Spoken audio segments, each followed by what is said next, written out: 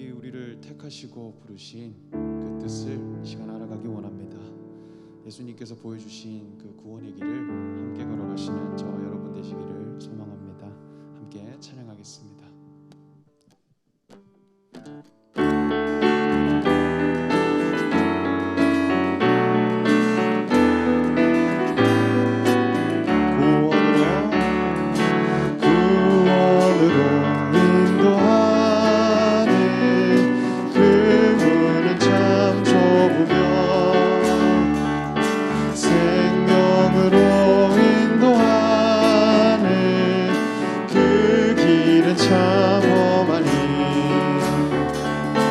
우리 몸에 지워있는 그 더러운 죄짐을 하나 없이 벗어놓고 힘써서 들어갑시다. 구원으로 인도하는 그 좁은 문 영생으로 인도하는 그 생명길 갑시다. 이 세상에 많은 사람 그 문으로 들어가 넓은 길로 갈지라도 멸망으로 끝나니 세상 어떤 부귀영화 모두 내어버리고 주의 말씀 순종하여 그 생명길로 갑시다. 구원으로 인도하는 그 좁은 문 들어가 영생으로 인도하는 그 생명길 갑시다. 구원의 문 열렸으니 주의 공로 힘입어 주저 말고 들어가서 생명길로 갑시다. 구원의 문 닫힌 후에 들어가고 싶으나 한 번 닫힌 구원의 문 또 열려지지 않으니 구원으로 인도하는 그 좁은 문 들어가 영생으로 인도하는 그 생명길 갑시다. 예수 사랑하시는 예수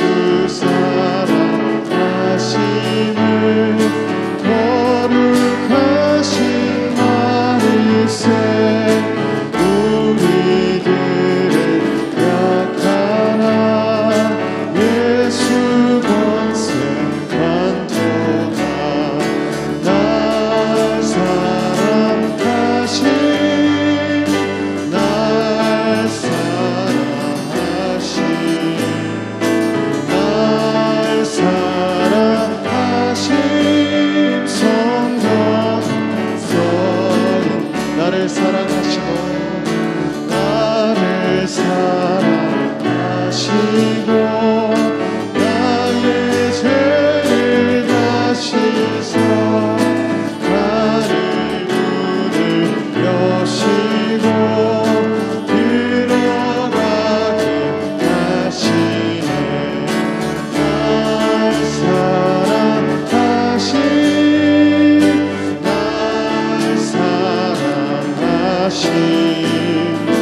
날 사랑하신 성경서 내가 연약할수록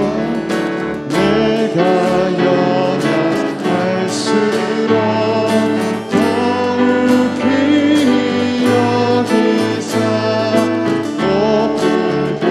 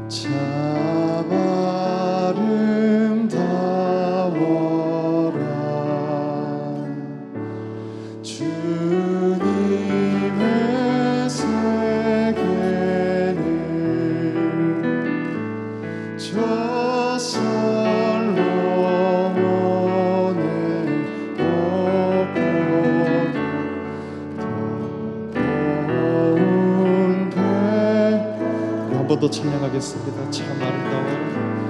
참 아름다워라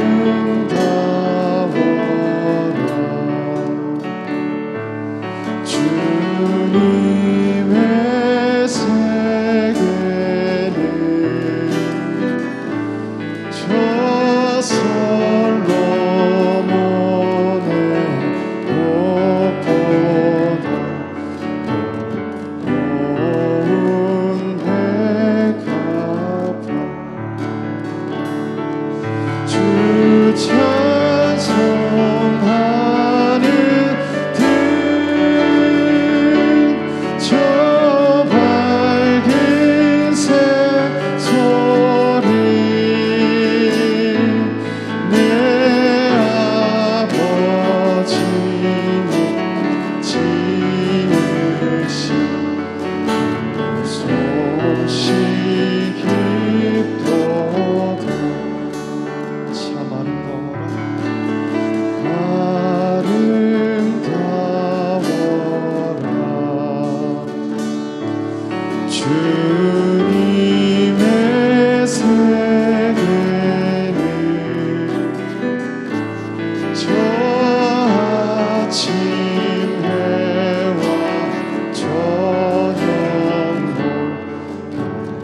나를 빛난 별 망망한 바다와 늘 푸른 거울이 다 주 하나님 영광을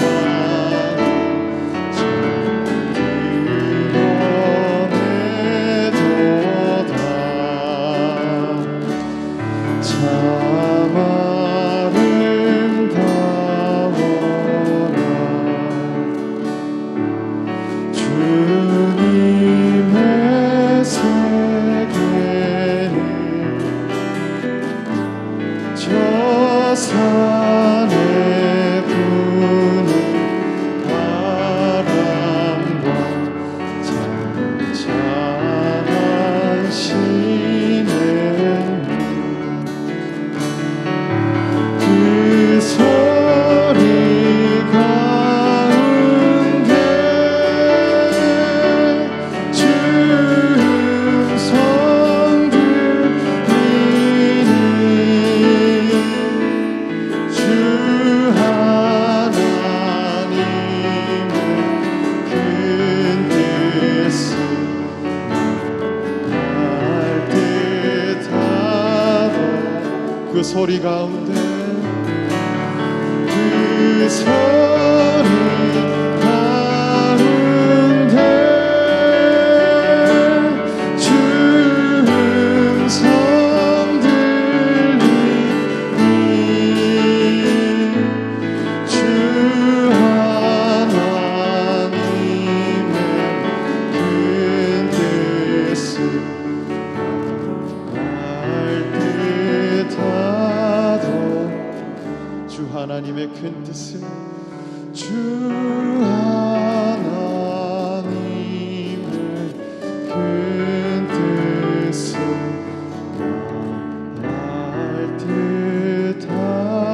알듯하도다 나 무엇과도 주님 무엇과도 주님을 바꾸지 않으리 다른 어떤 은혜 구하지 않으리 오직 주님만이 내 삶의 도움이시니 주의 얼굴 보기 원합니다 주님 사랑합니다 주님 사랑해요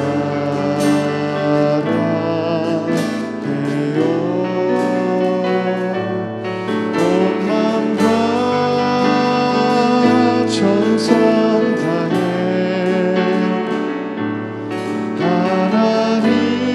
하나님의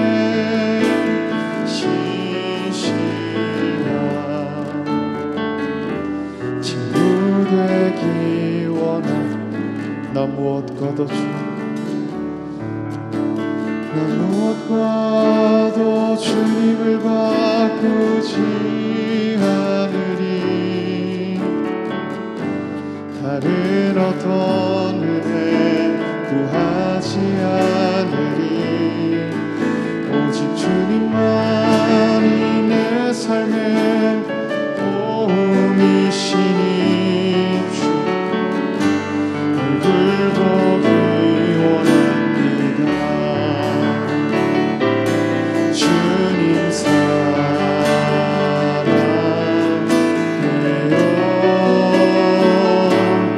온 마음과 정성 다해 하나님의 진실한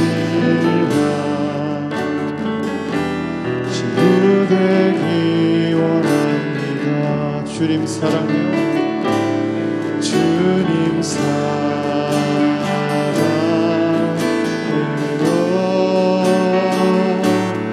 온 마음과 정성 다해 하나님의 진실한 친구 되기 원합니다. 주님 사랑해요. 주님 사랑해요.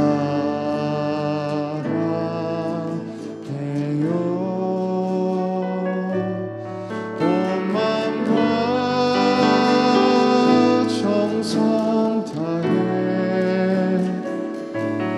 하나님의 진실한 친구 되기 원합니다. 이 시간 함께 기도하겠습니다. 이 시간 기도하실 때 우리가 주님만을 바라보는 자들이 되기 원합니다. 주님만을 사모하고 주님만을 기대하며 주님만을 사모하는 자들이 되기 원합니다.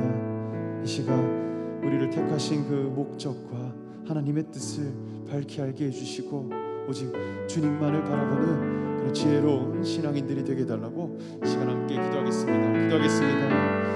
지금 하나님 주님께 나아갑니다. 주님만을 사모하는 자들이 되기 원합니다. 우리를 인도하여 주시옵소서. 우리의 마음과 뜻을 하나님 붙잡아 주시고 오직 주님만을 사모하는 자들이 되게 하여 주시옵소서. 주여 우리를 붙들어 주시옵소서.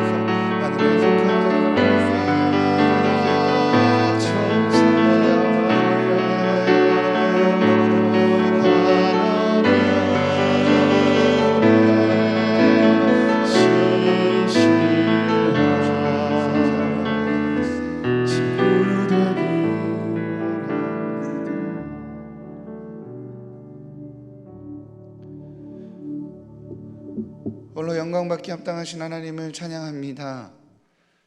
내 모든 것들 드려도 아깝지 않은 주님을 의뢰하며 신뢰합니다. 하나님 홀로 영광받아 주옵소서. 이 시간에 임재하여 주시고 내 삶에 내 마음에 임재하여 주셔서 내 삶을 주관하시는 이가 오직 하나님이심을 누리게 허락하여 주옵소서. 그렇게 주님과 함께 동행하기에 세상과 나는 간 곳 없고 구속한 주만 보인다라고 고백하는 매일의 삶이 되게 하여 주옵소서. 그것이 주님 엄청난 선물임을, 그것이 놓칠 수 없는 은혜임을 알기에 간절한 마음으로 예배 자리에 나왔사오니 하늘의 문을 열어주셔서 은혜로 능력으로 기름 부으심으로 덧입혀 주옵소서. 이 모든 말씀 예수님의 이름으로 기도합니다.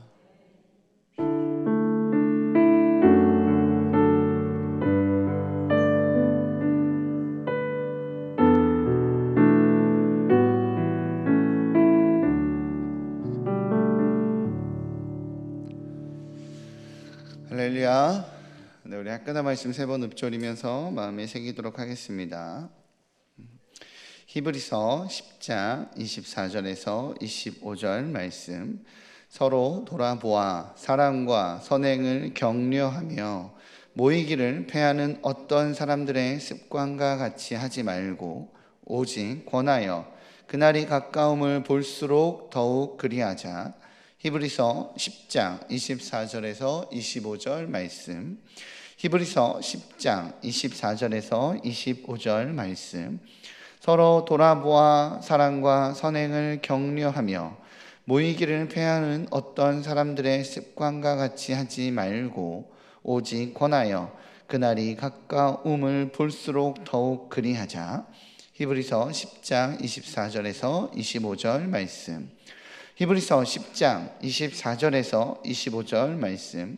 서로 돌아보아 사랑과 선행을 격려하며 모이기를 패하는 어떤 사람들의 습관과 같이 하지 말고 오직 권하여 그날이 가까이 오물 볼수록 더욱 그리하자. 히브리서 10장 24절 25절 말씀. 아멘. 아멘. 우리 오늘 말씀 함께 보도록 하겠습니다. 오늘 말씀은 데살로니가 후서 2장 13절에서 17절까지입니다. 신약성경 335면에 있습니다. 데살로니가 후서 2장 13절에서 17절까지입니다. 네, 신약성경 335면에 있습니다. 네, 우리 합독 같은 교독이 아닌 합독하겠습니다. 길지 않으니까 그냥 합독할게요. 시작. 주께서 사랑하시는 형제들아, 우리가 항상 너희에 관하여 마땅히 하나님께 감사할 것은 하나님이 처음부터 너희를 택하사 성령의 거룩하게 하심과 진리를 믿음으로 구원을 받게 하심이니, 이를 위하여 우리의 복음으로 너희를 부르사 우리 주 예수 그리스도의 영광을 얻게 하려 하심이니라. 그러므로 형제들아, 굳건하게 서서 말로나 우리의 편지로 가르침을 받는 전통을 지키라. 우리 주 예수 그리스도와 우리를 사랑하시고 영원한 위로와 좋은 소망을 은혜로 주신 하나님 우리 아버지께서 너희 마음을 위로하시고 모든 선한 일과 말에 굳건하게 하시기를 원하노라. 아멘. 굳건하게 하시기를 원하십니다. 할렐루야. 네, 오늘 뭐 비도 오고 교회 앞은 공사도 하고 그죠? 번잡하죠. 네, 번잡한 와중에도 네, 오늘 많이 오신 느낌인데 네, 제가 수를 세보진 않아서 네, 감사하고 환영합니다. 우리 옆에 분들에게 잘 오셨습니다라고 인사 한번 해볼까요? 잘 오셨습니다. 네, 감사합니다. 오늘 말씀으로 하나님께서 은혜 주실 줄 믿습니다. 감사합니다. 1992년 백종원은 고깃집을 운영하고 있었습니다. 백종원 씨 아시죠? 그때 당시 이제 직접 고기를 써는 기계를 사러 갔는데 너무 비싸서 중고로 사왔대요. 그런데 알고 보니까 이게 햄 써는 기계인 거예요. 중고로 사다 보니까 잘 몰라서 기껏 산 기계를 버리기 아까웠던 백종원은 고민을 하다가 그냥 햄 써는 기계로 어차피 뭐 다 써는 거니까 고기를 썰었다고 합니다. 그런데 이 냉동고기가 잘 안 썰어지는 것뿐 아니라 고기가 썰려서 나오는 모양이 이렇게 돌돌 말려져서 나오는 거예요. 그래서 하는 수 없이 이렇게 돌돌 말려져서 나온 고기를 이렇게 내줬는데 손님에게 그걸 본 한 손님이 이게 무슨 삼겹살이냐고, 이게 대패밥 같다고 이렇게 면박을 주었다고 합니다. 근데 백종원은 근데 여기서 착안해서 대패 삼겹살이라는 이름을 붙여 상품화했고 이 삼겹살은 대히트를 치게 됩니다. 백종원의 성공 신화의 밑거름이 이렇게 시작되었다고 합니다. 백종원 씨는 잘못된 선택을 했습니다. 그의 경험 부족은 고기 써는 기계가 아니라 햄 써는 기계를 사게 했고 그 결과는 사실 실패였죠. 그리고 평가도 실패였습니다. 한 손님의 면박이 있었어요. 이게 무슨 삼겹살이야? 꼭 대패밥 같다 라는 면박 말입니다. 그러나 그는 자신의 결과와 주변의 평가에 굴하지 않고 거기서부터 시작된 도전으로 결국 성공이라는 결과를 얻어내게 되죠. 저는 오늘 본문을 보면서 이 이야기가 생각이 났어요. 연관성은 설교를 들으시면서 그래서 저 이야기를 시작했나 보다라고 이렇게 기억을 하시면 좋겠습니다. 데살로니가 교인들의 상황을 보면요, 그리스도인으로 선택한 것에 대한 두려움과 부담감이 있었어요. 다 이렇게 우리 첫째 주, 둘째 주 데살로니가 설교를 다 들으셨을 거라고 생각합니다.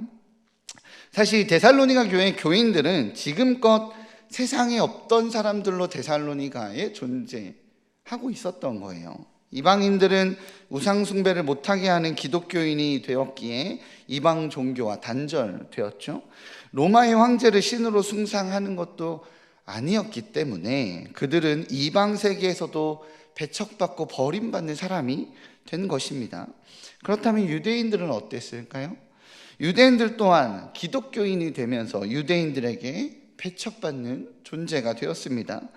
유대인들이 기독교인이 된 것은 이방인들이 기독교인이 된 것과는 또 차원이 다른 핍박이 있었어요. 이방인들은 여호와 하나님을 믿는 것으로 그들을 배척하지는 않았거든요. 여호와 하나님을 믿으면서 기독교인들이 자신들의 이방인들이 믿는 신들을 부정하고 자신들을 거짓된 존재로 바라보는 것에 대한 반발심으로 기독교인을 거절했지 그냥 있는 그대로 싫어하진 않았거든요. 그러나 유대인들이 기독교인들이 된 것은 배신입니다. 냅둬서는 안 되는 배신자예요. 기독교인들의 주장에 의하면 자신들이 기다리는 이 급진적인 메시아 사상을 부정하는 거잖아요, 기독교 자체가. 그렇기 때문에 기독교인들과 유대 지도자들은 공존할 수 없었어요. 우리가 타종교에 대한 거부감보다 이단에 대한 거부감이 더 큰 것처럼 이들의 마음에 기독교는, 유대인들의 마음에 기독교는 그런 존재였습니다. 그래서 유대인들의 박해는 그냥 배척의 수준이 아니라 테러의 수준이었어요. 그렇게 사도 바울은 박해와 환난 속에서 인내와 믿음으로 그리스도인의 정체성을 지켜가라고 신신당부합니다. 그리스도인들이 예수를 주인으로 선택했기에 감수해야 하는 배척의 대가였죠. 우리도 예수님 믿고 나서 받는 배척의 대가가 있잖아요, 가정에서. 한 번의 선택이 그들의 삶을 참 어렵게 만들었어요. 우리는 결과가 안 좋거나 과정에 어려움이 있으면 자연스럽게 하는 생각이 있죠. 내가 잘못된 선택을 했나? 이런 고민들 말이죠. 교구 목사로 제가 임명을 받고 선임을 담당하게 되면서 수많은 선택들을 하게 됐거든요. 그리고 그 선택들은 언제나 어려움이 있었던 기억들이 있습니다. 다락방 개편을 하라고 해서 개편을 선택했습니다. 결과는 코로나19라는 세계적인 팬데믹이었죠. 다락방을 활성해 보자고 다락방 발대식을 계획했어요. 그날부터 예배가 닫혔습니다. 코로나 시국 가운데 안전하게 모여보자고 산책티를 계획하고 전체 산책티를 계획했습니다. 어쩜 그렇게 전체 산책티 하는 날만 날씨가 안 좋을까요? 비가 오거나 눈바람이 치거나 그날만 춥거나 참 신기합니다. 한밤의 기도회에 붐을 한번 일으켜보자라고, 여러분들은 모르실 수 있겠지만 예배위원회를 기획하고 아마 예배 장로님들, 안수 집사님들 이렇게 예배 찬양 팀장 이렇게 모여서 주간 예배를 기획하고 1년 기획안을 다 짜고 예배팀을 좀 더 탄탄하게 기획해 보자고 많은 사람들이 논의하고 모의하고 고민하고 기도했습니다. 금요 한밤의 기도회에 붐을 일으키는 것은 고사하고 예배 자체가 닫혀버렸어요. 사회적 거리두기가 풀렸다고 홈커밍데이 예배를 기획했습니다. 성도들에게 대면 예배 회복을 해보자고 독려했어요. 우리 순장님들 중에서는 여기저기 연락하고 초대하고 건면했습니다. 그런데 왜 꼭 교회 앞 공사는 이번 주까지 하는 걸까요? 시에서 하는 공사와 함께 진행하는 공사라고는 하지만 평일에는 또 다른 곳에 공사하다가 꼭 주일날 당일에 교회 앞에 공사하고 있어요. 예배하는데 다다다다다닥 막 이러고, 그죠? 주일에 어떤 성도님들이 이제 교회 앞에 공사한다고 뭐라고 하시길래 제가 진심을 담아 이렇게 대답했습니다. 저희 잘못입니다. 저희가 계획만 하면 이래요. 제가 진심을 담아 그 대답을 했습니다. 뭐든 선택과 결정만 하면 왜 꼭 이렇게 하나씩 문제가 생길까요? 흔히 은혜라고 말하는 하나님의 도우심은 어디에 있을까요? 그래서 저희 교구 목회자들이나 우리 목회자들이 심심치 않게 그런 이야기를 합니다. 2학기를 위한 계획을 지금 하면 2학기에 코로나 가을 유행이 올 수 있다. 하면 안 된다. 그래서 이런 이야기를 하곤 합니다. 데살로니가 교회가 겪는 외부의 환난과 고난, 그리고 이런 좋지 않은 결과는 데살로니가 교회의 교인들의 마음을 흔들기에 충분했습니다. 그럼에도 불구하고 그래도 복음은 그들의 삶의 자리를 포기하는 것, 유대인은 유대인이 되는 것을 포기하고 이방인은 이방인으로 머무는 것을 포기해서 예수를 나의 구주 삼고 그리스도인이 되게 했죠. 그게 복음의 능력이었어요. 그런데 진짜 문제는 외부가 아니라 내부에서도 일어나기 시작합니다. 내부에서 일어나는 거짓말이 있는 거예요. 오늘 본문은 아니지만 데살로니가 후서 2장 2절인데요. 성경책들 갖고 계시죠? 제가 자막을 미리 준비를 부탁을 안 해놔서 자막 안 나옵니다. 있는 분들만 그냥 같이 함께 따라 읽어볼게요. 데살로니가 후서 2장 2절이에요. 시작. 영으로나 또는 말로나 또는 우리에게서 받았다 하는 편지로다 주의 날이 이르렀다고 해서 쉽게 마음이 흔들리거나 두려워하거나 하지 말아야 한다는 것이다. 아멘.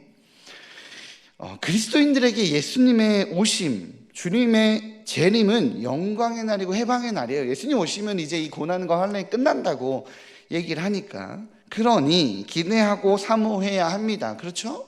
그런데 데살로니가 후서에서 보면 바울은 주의 날이 이르렀다고 해서 마음이 흔들리거나 두려워해서는 안 된다고 말해요.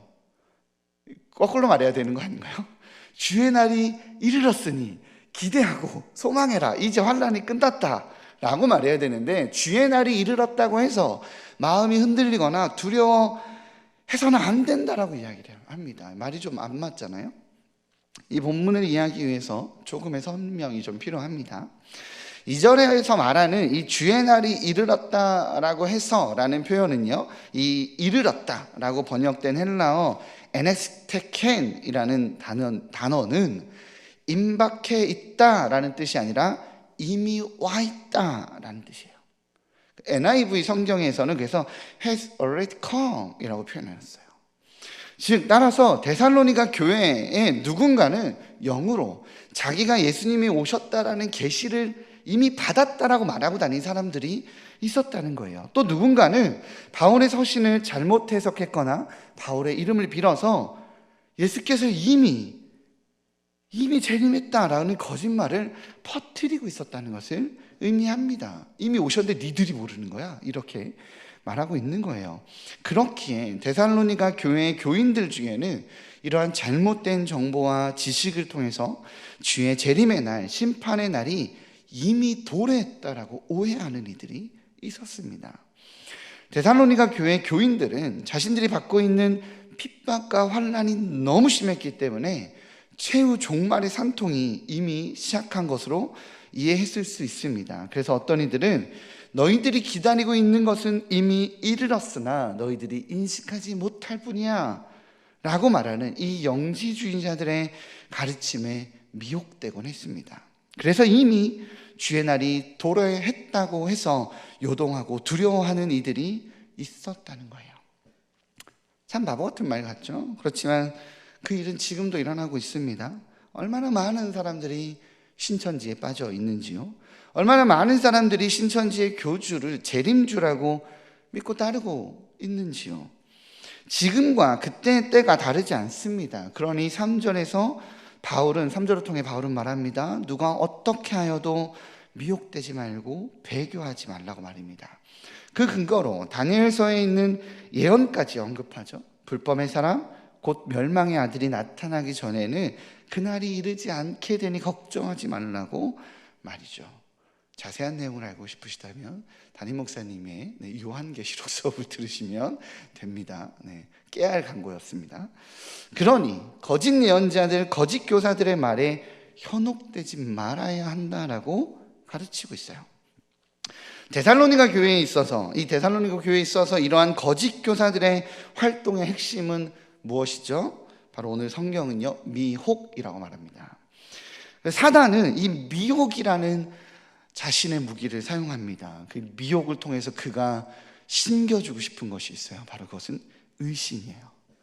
내 선택에 대한 의심, 내가 믿는 것에 대한 의심, 공동체에 대한 의심을 심어주고 싶은 것입니다. 그것이 사단의 전략이에요. 바울은 그 의심이 불안이 되고 불신이 되고 심지어 배교가 되는 이 데살로니가 교회 교인들에게 흔들리지 않는 확신, 흔들릴 수 없는 확신을 심어주기 위해서 하나님의 전등의 선택의 개념을 가지고 옵니다. 바로 본문 13절이에요. 함께 읽어보도록 하겠습니다. 본문 13절 시작. 주께서 사랑하시는 형제들아, 우리가 항상 너희에 관하여 마땅히 하나님께 감사할 것은 하나님이 처음부터 너희를 택하사 성령의 거룩하게 하심과 진리를 믿음으로 구원을 받게 하심이니. 아멘.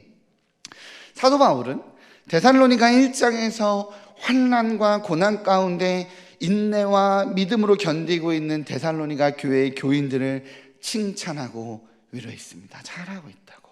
그런데 2장에서는 데살로니가 교회의 교인들에게 칭찬하는 것이 아니라 하나님께 감사하라고 말하고 있습니다. 무엇에 감사하라는 거죠? 처음부터 너희를 택하였다는 것. 바로 거기에 감사하라고 말하고 있습니다. 목회를 하다 보면요, 참 다양하게 신앙을 갖게 되시는 분들을 만나곤 합니다. 제가 전에 사역하던 교회에서 어떤 문중모 선교사님이 계셨는데, 중국 선교사님이세요. 근데 이분이 교회를 이렇게 나오기 시작한 것은 아내가 교회를 나가는데 집이 좀 멀어서 라이드를 해줬대요. 그래서 라이드를 해주고 아내는 교회 들어가고 본인은 교회 밖 주차장에서 라디오를 듣고 딴짓을 했다는 거예요. 즉 가정의 평화를 위해서.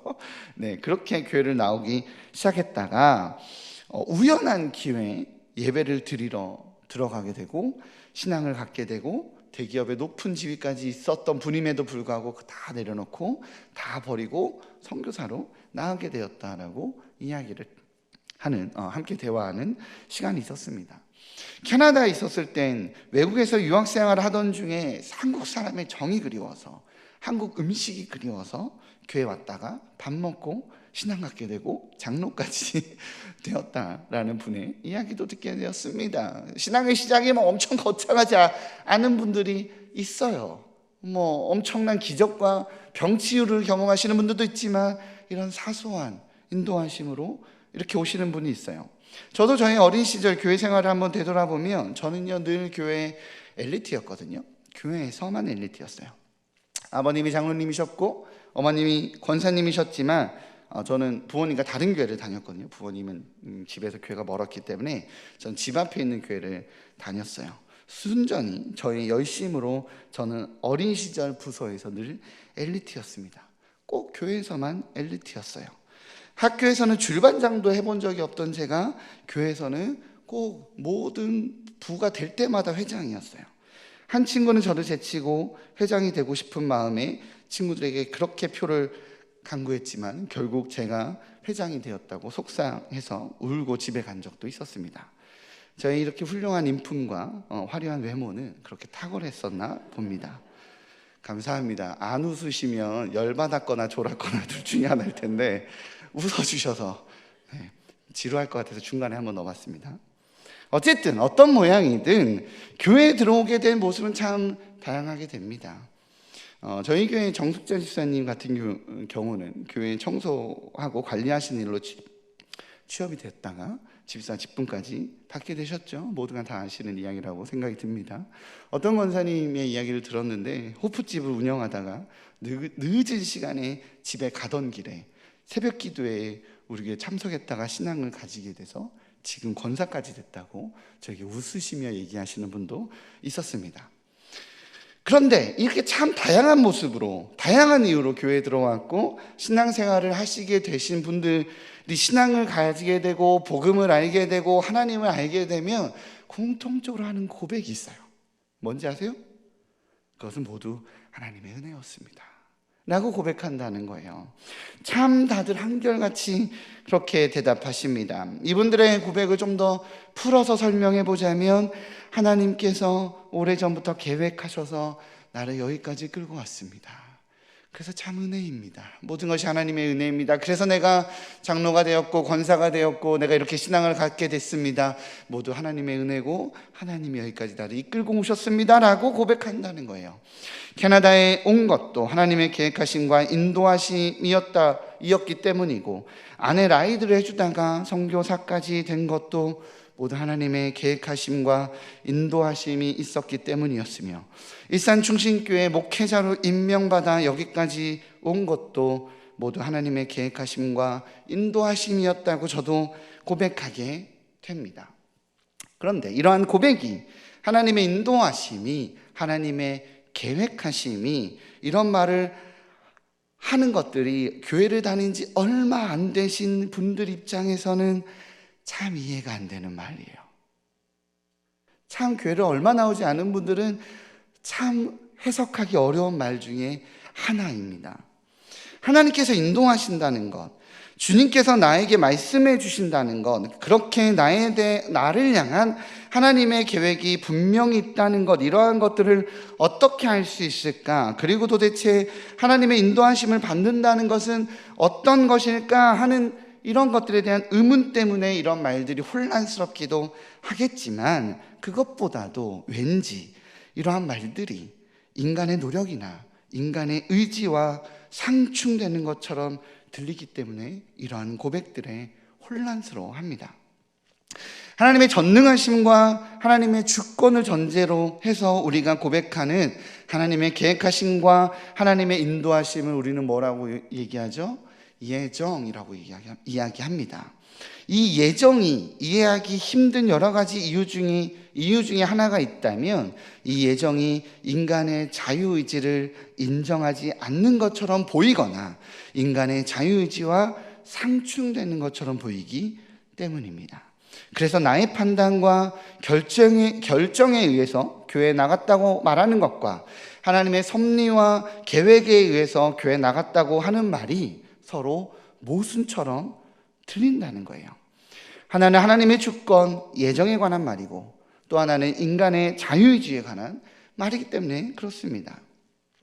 약 30년 전, 저는 부모님이 다니시지도 않는 교회에 이 수려한 외모와 뜨거운 열정, 그리고 탁월한 리더십으로 수많은 여학생들의 절대적인 지지를 받으며 회장이 되었고, 저는 책임감과 함께 사람들의 인정받는 그 인정받음이 좋아서 교회에 깊이 있게 관여하기 시작했으며, 그 과정에서 자존감과 정체성을 이곳에서 찾게 되어 결국 신학교에 입학하게 되었다가 목회까지 하게 되었다라고 말하게 된다면 맞는 말일까요? 아니면 하나님께서 저를 창세전에 택하셔 부모님과 다른 교회를 다니게 하시고 교회 내에 있는 학생들의 마음을 움직이셔서 중직자 자녀들을 모두 제치고 저로 하여금 학생회장이 되게 하셨으며, 저의 원함과 상관없이 저로서는 불가항력적인 그 주권의 능력으로 이렇게 목사까지 되게 하셨습니다라는 말이 맞을까요? 어떤 고백이 맞을까요? 목사님 둘 다 영 아닌데요? 이런가요? 네. 이 두 말은요, 문맥에 따라서 둘 다 맞을 수 있고 둘 다 틀릴 수 있다고 생각합니다. 물론 예정과 자유의지의 상관관계를 온전히 이해할 수는 없습니다. 그러나 이 문제에 대해서 성경을 통해 말할 수 있는 확실한 건 두 가지가 있어요. 첫 번째는 인간은 온전히 자유하다는 것입니다. 하나님께서 단 한 번도 나의 의지와 상관없이 강압적으로 저를 인도하신 적이 없습니다. 물론 주어진 환경이 저로 하여금 무언가를 선택할 수밖에 없는 상황을 만든 때는 있었지만, 그때도 결국 그 선택은 저의 몫이었어요. 인간은 하나님께서 운명적으로 결정된 대로 행동하기 때문에 자유의지가 없다는 주장은 성경의 가르침이 아닙니다. 요셉의 형제들이 요셉을 팔았습니다. 그들이 요셉을 팔았던 원인은 질투와 미움 때문이었거든요. 그들은 요셉을 팔 마음이 전혀 없었고 요셉을 너무나도 사랑하고 아끼는 동생이었음에도 불구하고 하나님께서 억지로 그들의 의지와 상관없이 그 마음속에 요셉을 팔도록 하는 미움과 질투를 심어서 요셉을 팔도록 만드셨다면 요셉의 형제들은 그로 인해 심판받거나 그로 인해 책망받아서는 안 됩니다. 그건 부당한 거죠. 하지만 그럼에도 불구하고 요셉의 형들이 요셉에게 절을 하게 될 것이라는 사실은 하나님께서 미리 계획하시고 요셉에게 알려주신 하나님의 계획이었습니다.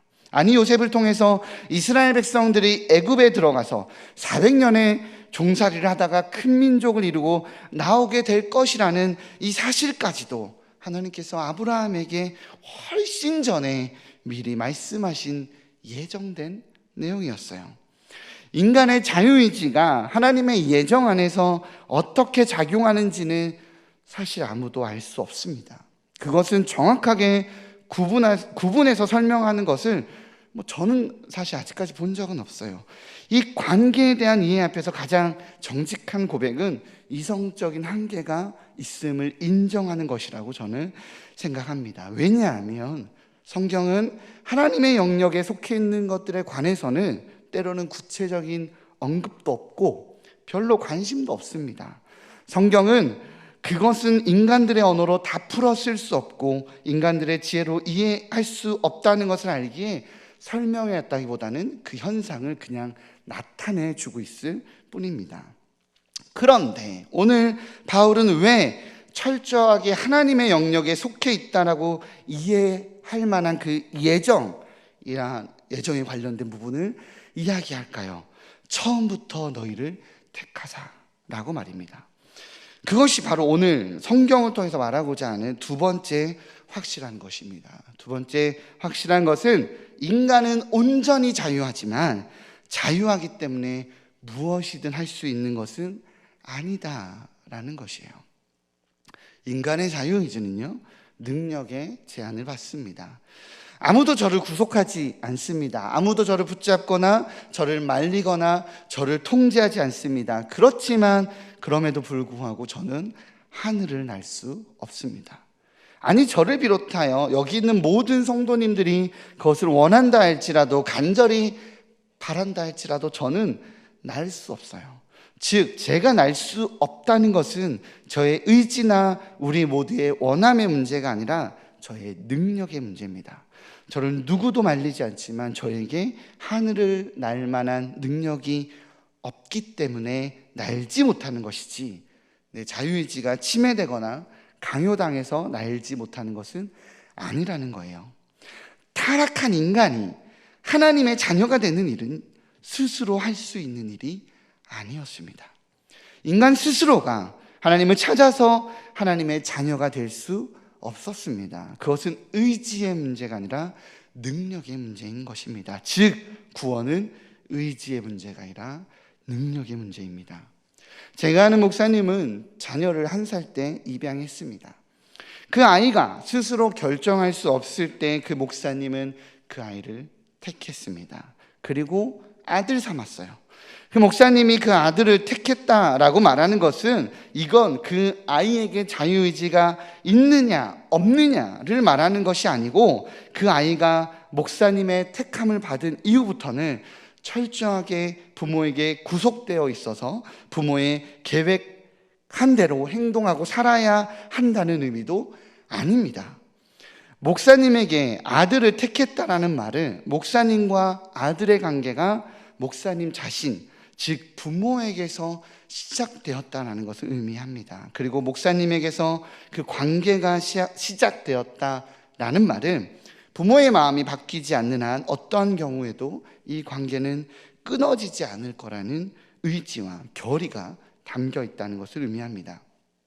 이러한 목사님의 바람은 무엇일까요? 1살 때 아이를 입양한 그 목사님의 바람은 무엇일까요? 부모로서 그는 아들이 자신의 의지와 관계없이 목사님의 아들이 되었음을 자유의지의 침해라고 말하지 않기를 기대합니다. 아들에게 누구도 선택할 수 있는 능력이 없을 때, 그리고 자신의 선택에 의해서 그의 인생을 결정할 수 있는 조건들이 갖추어지지 않았을 때 부모로서 자신을 선택하여 아버지의 아들이 되도록 했음이 그냥 사랑이고 은혜라고 고백해 주기를 아버지로서는 기대한다는 것입니다. 물론 목회자라 할지라도 한낱 인간에 불과한 사람이기에 아버지로서 부족할 수 있습니다.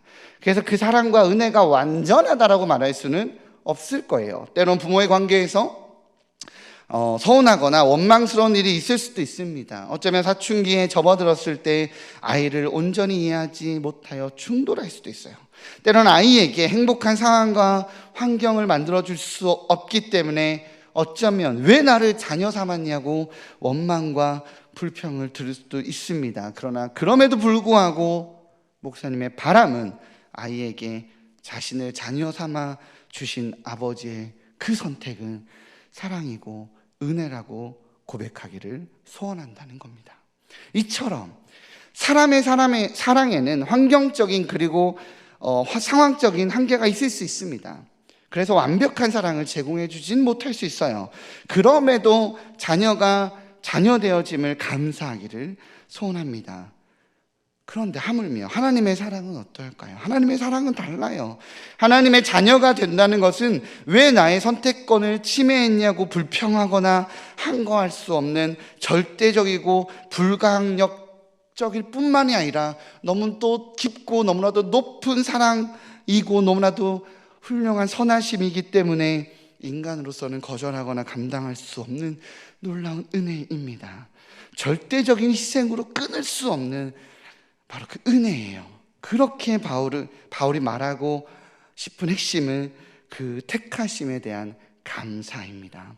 주의 환경과 환난과 거짓이 돌아서 나를 살펴보아도 내 주위를 살펴보아도 불안과 두려움과 걱정밖에 없지만 너의 안정감의 근원을 너를 택하신 하나님에게서 찾으라고 신적 절대적인 권한을 가져와 설명하고 있는 것이죠. 사단의 전략은 미혹이고 의심이고 불평이고 불신입니다. 그러나 하나님의 전략은 신뢰를 기반으로 한 감사예요. 하나님의 택하심을 신뢰하여 감사를 가지고 있으면 그때 보이는 것들이 있기에 우리 주님은 감사라고 말합니다. 오늘 성경은 그것이 주 예수 그리스도의 영광이라고 표현하고 있습니다. 14절입니다. 같이 읽겠습니다. 시작. 이를 위하여 우리의 복음으로 너희를 부르사 우리 주 예수 그리스도의 영광을 얻게 하려 하심이니라. 아멘. 과거 우리나라의 결혼은요, 부모에 의한 정략 결혼이었습니다. 그러나 현대에 와서는 자신이 결혼할 상대를 선택하여 결혼하는 연애 결혼이 지금의 문화이죠. 어떤 문화가 맞는지를 이야기하고 싶지는 않지만 통계에 의하면 부모에 의한 정략 결혼을 한 과거보다 연애 결혼을 하는 현대 사회의 이혼율이 훨씬 높다고 합니다. 물론 이혼에 대한 사회적 분위기 때문에 과거의 환경과 지금의 환경을 같은 선상에 둘 수는 없지만 심리적인 역량과 방향성은 과거와 확연하게 차이가 난다라고 말합니다. 과거의 정략 결혼은 결혼 생활을 유지하는 과정에서 생기는 어려움과 힘겨움 앞에서 이 결혼을 추진하신 바로 그 부모님에 대한 신뢰가 있으며 지금 나에게 일어나는 배우자에 대한 불만과 불평 그리고 그 불신을 극복해내는데 부모님을 향한 신뢰가 큰 원인이 된다라고 합니다.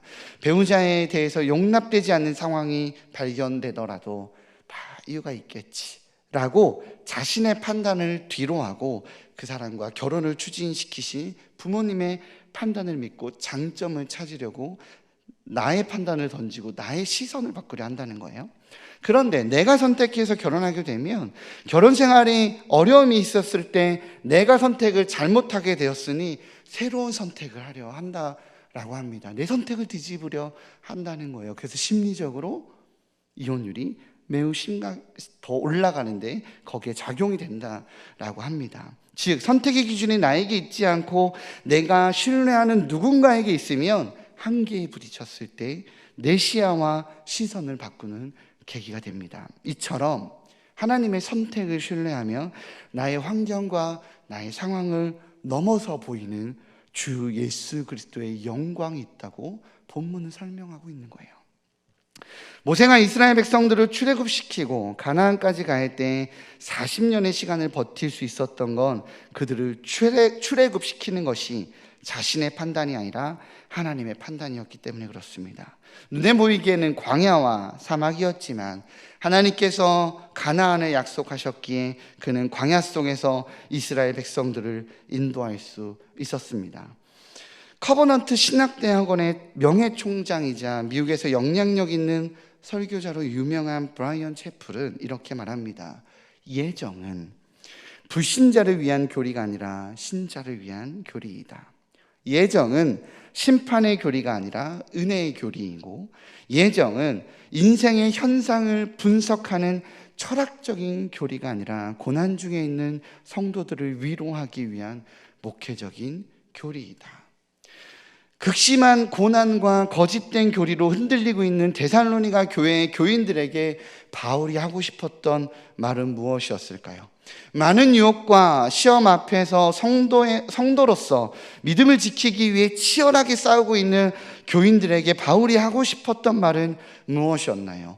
담대함보다는 두려움이 앞서고 시간이 지날수록 좀 더 나아지는 상황이 아니라 더욱 극심한 혼란과 고난으로 다가오는 바로 그 현실 앞에서 바울이 해주고 싶었던 말은 무엇이었을까요? 그건 바로 그럼에도 불구하고 처음부터 너희를 택하였다라는 하나님의 선택입니다. 그 선택을 믿음이 나의 현실과 나의 상태와 나의 한계를 뛰어넘는 절대자의 권위를 덧입은 위로였기 때문에 그렇습니다.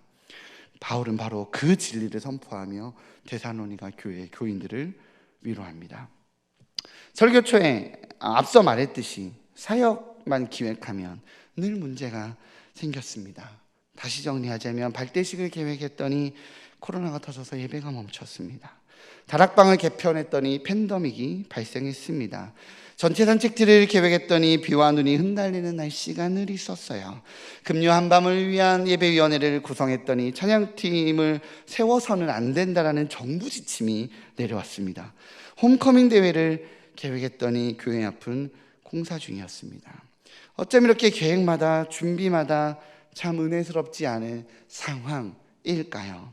그러나 최소한 제가 데이터를 정리해 본 자료에 의하면 다락방 모임으로 체크되고 보고되는 인원수는 제가 마지막으로 체크해 봤던 개편 전 다락방 인원수보다 더 많은 분들이 다락방 활동을 지금 하고 계십니다.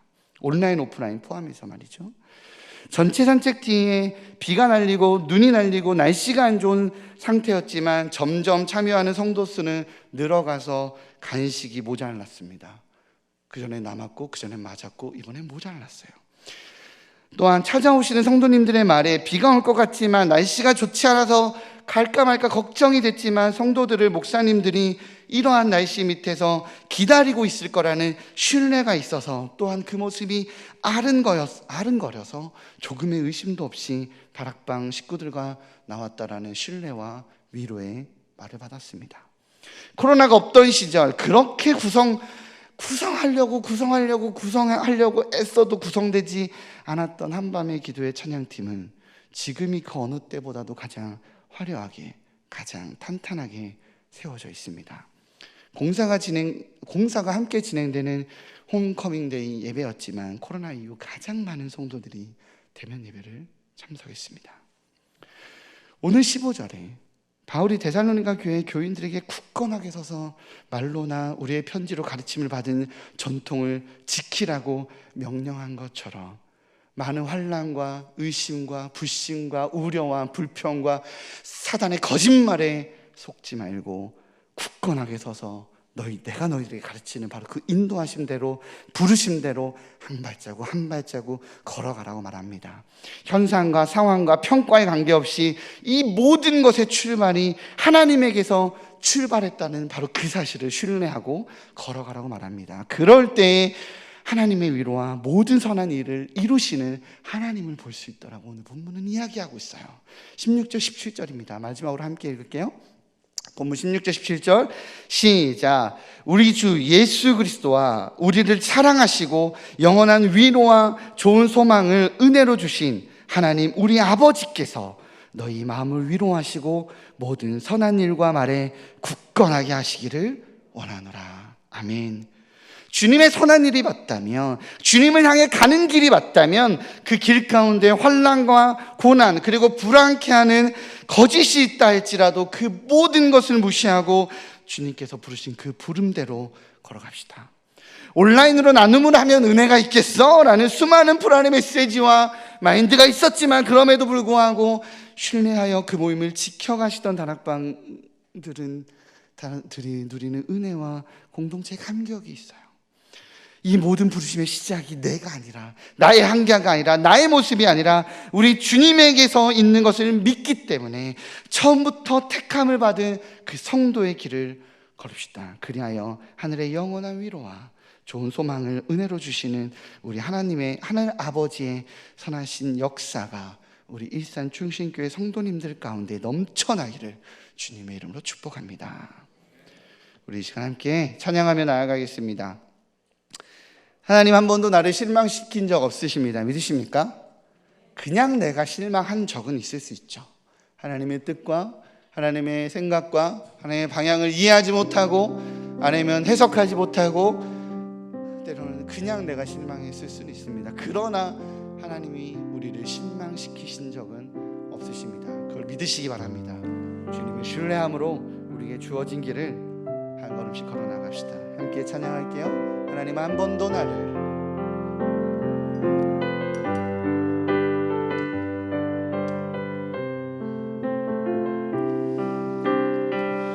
하나님 한 번도 나를 실망시킨 적 없으시고 실망시킨 적 없으시고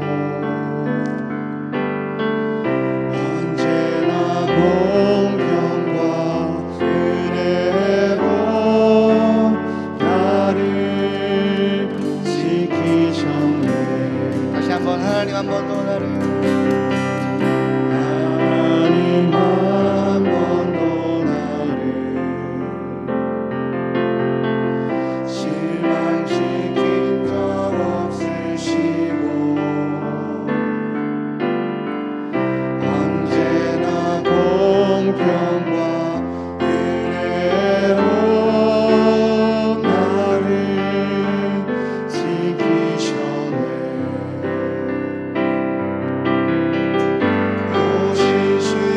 오신실하신 주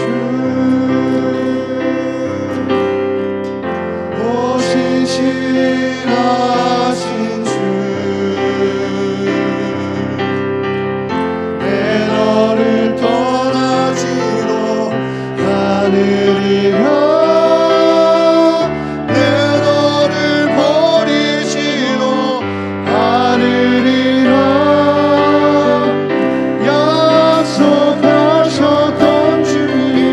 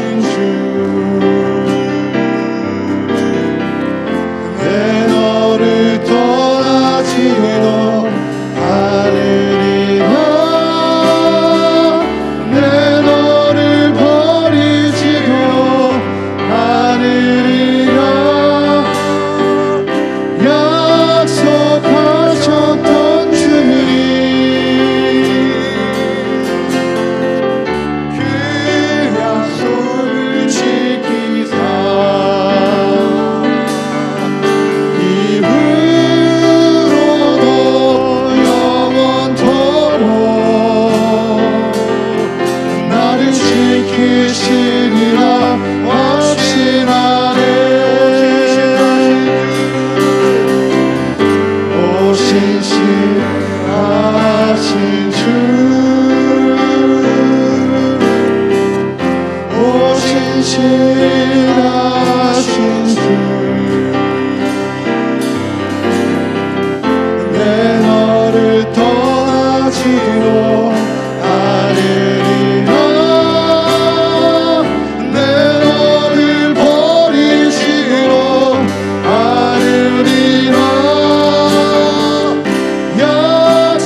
약속하셨던 주님 그 약속을 지키사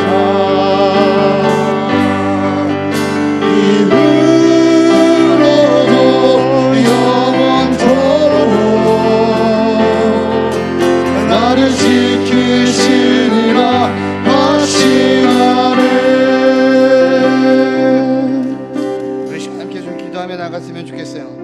마음의 문제일 수도 있습니다. 상황의 문제일 수도 있어요. 아니면 그런 여러 가지 이유로 내 안에 있는 불신과 의심과 불평과 두려움이 있다면 하나님 내가 나의 상황과 나의 마음의 상태와 내 주인은 아무것도 신뢰할 수 없지만 나를 선택하신 그 하나님을 신뢰하기에 하나님 내가 이 모든 두려움과 불평과 이 불신과 이 힘겨움 앞에서 이 두려움 앞에서 자유케 해달라고 하늘의 자유함을 나에게 허락해달라고 바로 그 하나님을 신뢰하는 마음 허락해달라고 제 주님의 마음 이 시간 요청하면서 함께 기도하면서 나아가도록 하겠습니다.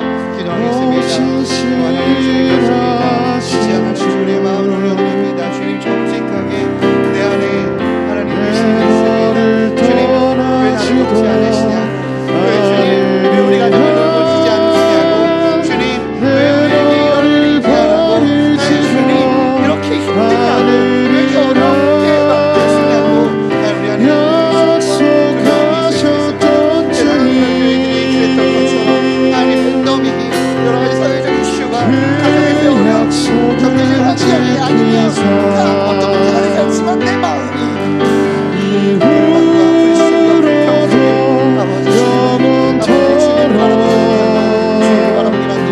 나를 지키시느라 확신하네. 그 모든 걸 위해 그럼에도 불구하고 내가 처음부터 너희를 택하였다. 내가 처음부터 너희를 인도하고 있다고.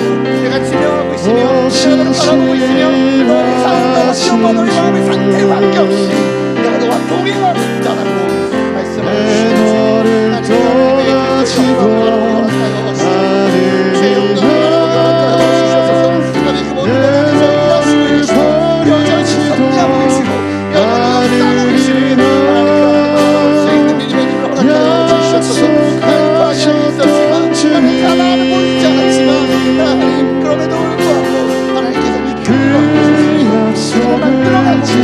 우리에게 좋은 것으로 하늘 것을 채우시기 위해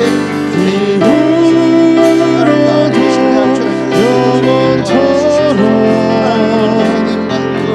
나를 지키시리라 확신하네.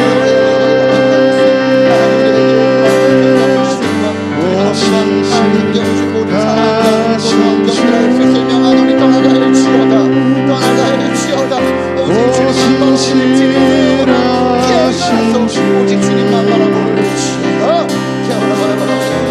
내 너를 오직 지원과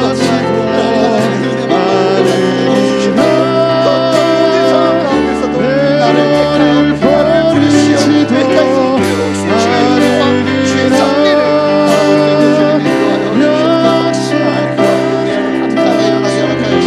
은혜가 일어나게 허락하여 주시고 하나님의 영광 아버지 찬양의 목소리가 은혜의 약속을 지키사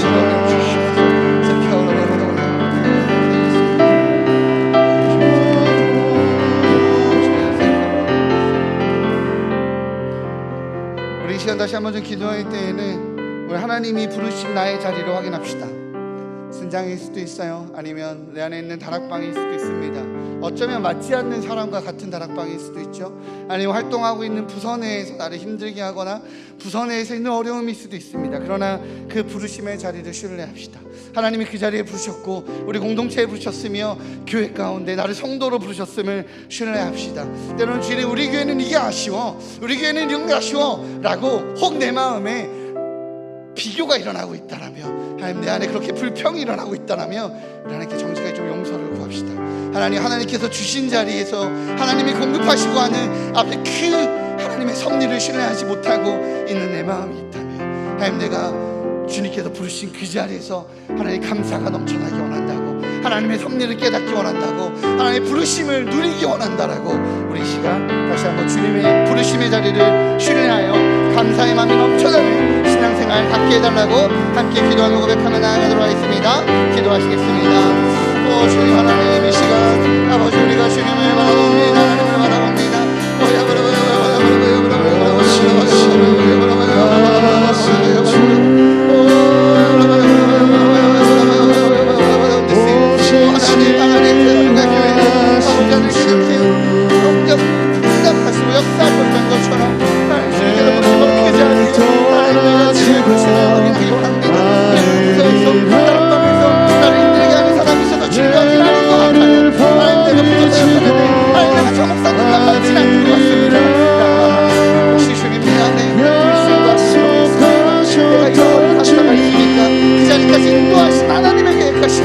하나님의 뜻이 보이는 것이 아니라 내 안에 감사를 잃어버리고 하나님 끊임없이 주는 의심에 내 마음을 뺏기고 있지 않습니까? 주님께서 너희 힘을 부르시자 하늘의 능력과 나를 지키시리라 확신하네.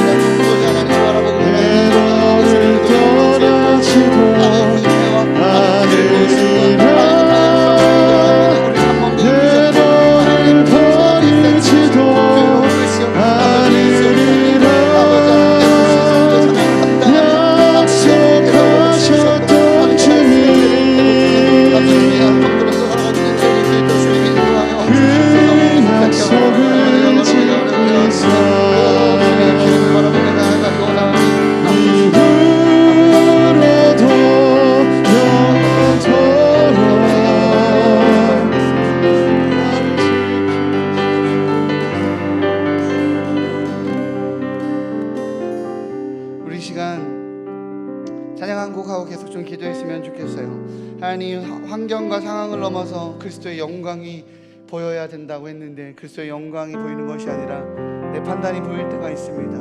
이건 아니지 않아? 이건 아니지 않아? 라고 말하는 내 판단이 보일 때가 있습니다. 주님, 내 안에 그리스도가 살아 숨셔서 내가 하나님을 신뢰하기에 내 안에 그리스도가 살아 숨셔서 주님 이 모든 상황 가운데 역사하시는 그리스도의 영광이 보일 수 있는 그 마음과 눈을 갖게 해달라고, 그래요. 그 은혜를 알아볼 수 있는 그 시선을 갖게 해달라고 우리 이 시간 내 안에 사는 이 찬양 함께 하시고 우리 그러한 그리스도의 영광이 내 안에 회복하게 해달라고 다시 한번 함께 기도하며 나아가도록 하겠습니다. 함께 찬양하시겠습니다. 내 안에 사는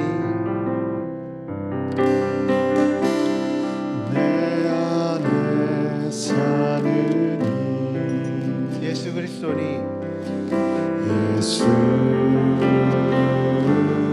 그리스도니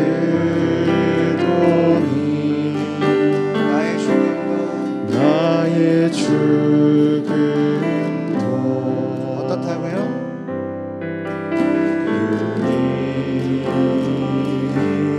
유익함이라. 내 안에 사느니 내 안에 사느니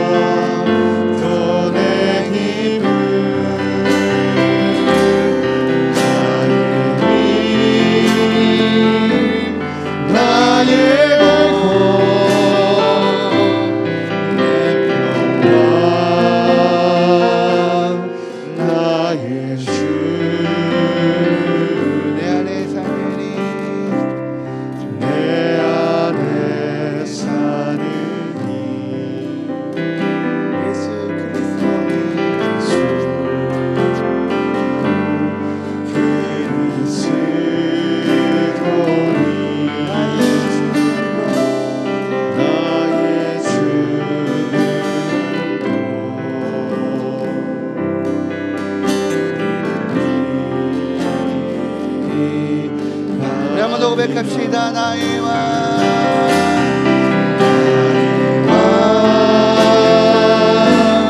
내 노래 내 생명 또 내 기쁨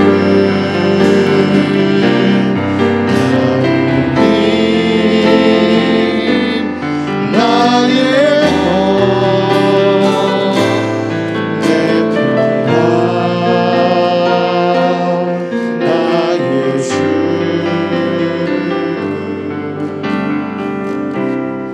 내 안에 사느니 아멘. 예수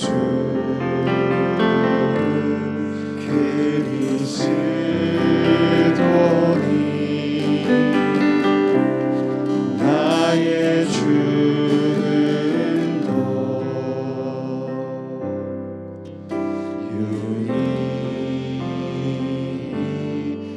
유익함이라. 우리 자 다시 한번 기도할 때 하나님 내 안에 그리스도의 마음이 일어나게 하여 주십시오. 내 안에 내가 사는 것이 아니라 그리스도가 살아나게 하여 주십시오.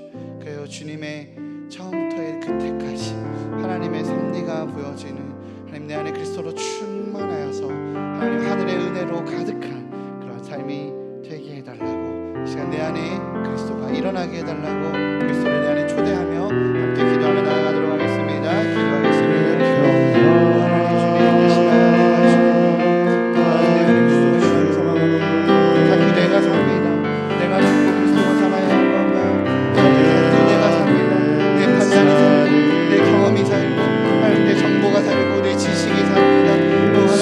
하나님의 내 안에 그리스도의 씨앗이 아버지 넘쳐나게 허락하여 주옵소서. 하나님 그리스도의 영광이 넘쳐나게 허락하여 주시옵소서. 그래요 하나님 소명이 회복되고 부르심이 회복되고 감사가 회복되는 하나님의 성될 수 있도록 주님 인도하여 주옵소서. 대단한 현대 교인들은 감사할 성수가 없었습니다. 감사할 성수가 없었습니다. 그러나 하나님 마음이 불러왔네. 하나님 처음부터 택하신 하나님의 그 택하심에 감사하라고 합니다. 너희들의 믿음을 지킬 수 있는 힘이 너희들의 그 신앙을 지킬 수 있는 힘이 너희들이 환난을 극복할 수 있는 힘이 바로 하나님에게서 나온다라고 말합니다.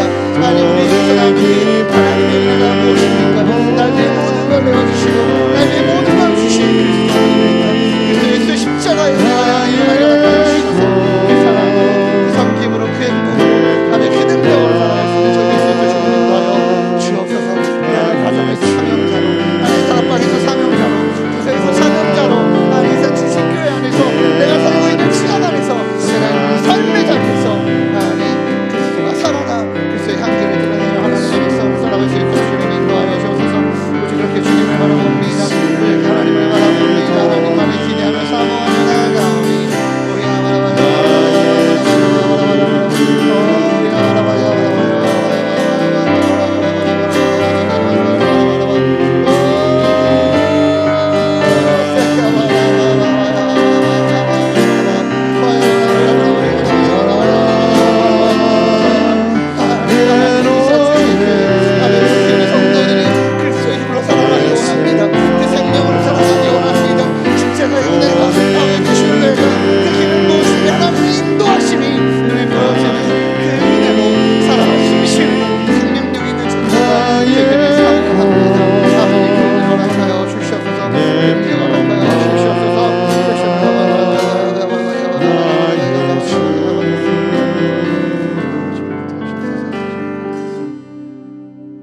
마지막으로 좀 함께 좀 기도했으면 좋겠는데요. 이 시간에 교회와 나라와 열방을 위해서 좀 기도했으면 좋겠어요.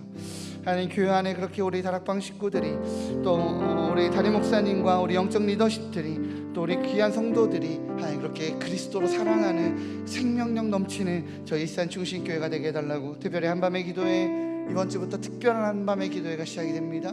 하나님 그렇게 그리스도의 심령이 불타오르게 되고 하나님의 계획하심이 불타오르게 되고 상황과 환경을 뛰어넘어서 넘쳐나는 풍랑을 넘어서 주만 보이는 하나님 그러한 일산 중심교회 되게 해달라고 교회를 위해서 기도했으면 좋겠어요. 또 나라와 열방을 위해서 기도했으면 좋겠습니다. 주님, 이 나라가, 이 민족이 그렇게 주의 영광이 드러나는 나라와 민족 되게 해달라고, 그렇게 주님만 간절히 찾는 나라와 민족 되게 해달라고, 어느 때부터 부귀와 명예와 그 화려함만 추구하기에 잃어버렸던 그 귀중한 가치들이 있습니다. 하나님, 주님만 추구하는 아버지 그러한 나라, 그래서 하늘의 법이 이 땅의 법이 되는 아버지 그러한 나라 되게 해달라고 기도하셨으면 좋겠습니다. 열방을 위해서 기도했으면 좋겠어요. 하나님, 코로나로 지금 어려움 가운데 있는 북한과 전쟁으로 하나님 죽음의 순간을 매번 넘기고 있는 우크라이나를 위해서 기도하시고요, 열방의 그 땅 끝에서 주의 생명력 부어넣기 위해서 몸부림치고 있는 우리 선교사님들을 위해서 그렇게 기도했으면 좋겠습니다. 그렇게 교회와 나라와 열방을 위해 우리 다시 한번 하나님께 마음을 올려드리며 하나님 그리스도의 영이 회복되는 이 나라와 이 교회와 이 민족이 되게 해달라고, 열방이 되게 해달라고 우리 함께 기도하며 고백하며 나아가도록 하겠습니다. 기도하시겠습니다. 오 하나님, 주님 감사합니다. 하나님, 이 시간 아버지 교회를 위해 기도합니다. 하나님, 우리 교회가 일산 주신교회 아버지 귀한 성도들이 하나님 주 예수의 생명력이 있어야만 살아나는 하늘의 백성들이 아버지 있습니다. 어느 순간부터 무너진 예배로, 무너진 신앙생활로 하나님과 단절이어 살아가는 하늘의 백성들이 있습니다. 그게 때로 내 남편이고 내 자녀여서 주님 심장이 부러질 것 같아요. 아버지 심장이 깨지는 것 같습니다. 오 주님, 그리스도의 영광이 회복되게 하옵소서. 여러 가지 이유와 여러 가지 내용으로 아버지 주님 앞에 나오지 못하고 있는 수많은 영혼들, 하나님 그리스도의 영광이 회복되게 하여 주시고, 그런 불만과 의심과 불신 속에서 그럼에도 불구하고 처음부터 우리를 택하여 놓치지 아니하시고 끊임없이 끌고 가시는 특별한 한 밤의 기도를 준비하시고 일산 중시대 귀한 성도들이 아버지의 은혜가 회복되기를 사모합니다. 은혜가 회복되기를 사모합니다. 주 예수의 영광이 일어나기 소망합니다. 아버지 힘을 넣어주셔서 하나님 은혜를 넣어주셔서 성령의 불을 넣어주셔서 하나님 그 마음에 아버지 불평이 있었던 자 깨어지게 하여 주시고, 하나님 의심이 있었던 자 회복되게 하여 주시고, 마음에 상처가 있었던 자 위로가 있게 하여 주시고, 아버지 두려움이 있었던 자 하나님의 담대함이 회복되어지는 주의 순간이 되게 하여 주시옵소서. 주님 나라와 이 민족을 주님의 손에 올려드립니다. 하나님을 사모하는 민족, 열방을 아버지 선교지로 바라보고 하나님 나라를 확장을 위해 아버지 기도하는 민족, 아버지 민족의 그 영적 성장을 회복시켜 주셔서 하나님의 마음과 하나님의 부르심을 회복시켜 주셔서 하나님 북한을 비롯하여 저희 열방을 향해 아버지 나아가는 복음을 들고 나아가는 하늘의 민족들 될 수 있도록 인도하여 주셔서 하나님 아버지 주님의 북한을 기억합니다. 아버지 주님의 순간 아버지 진짜 하나님을 만나게 하여 주시고, 우리 주님의 순간이 아버지 그들의 모든 체제와 그들의 인정하고 아버지 선들고 나와 내가 여기 있사오니 나를 받으소서라고 고백하는 하나님의 계획하신 하나님의 일하시는 순간이 되시옵소서. 주옵소서. 하나님 그런 날을 기억하여 주십시오. 하나님 그 땅에서 죽음의 신음하고 있고 두려움의 매일 밤을 펼치고 있는 아버지 생명을 잃어버린 분들이 있습니다. 아버지 불러주옵소서. 그렇게 회복시켜주옵소서. 그 모든 것이 주님의 것입니다. 아버지 교회도 나라도 열방도 민족도 다 모두 주님의 것이오니 아버지 열방을 향해 나아가 주의 복음을 들고 그리스도의 영광을 회복하기 위해 그 부르심의 그 메시지, 하나님 그 부르심의 은혜를 원하며 나아가는 귀한 선교사들 계십니다. 아버지 하늘의 은혜가 그들을 통해서 하나님의 계획하심이 그들을 통해서 일어날 수 있도록 주옵소서. 다시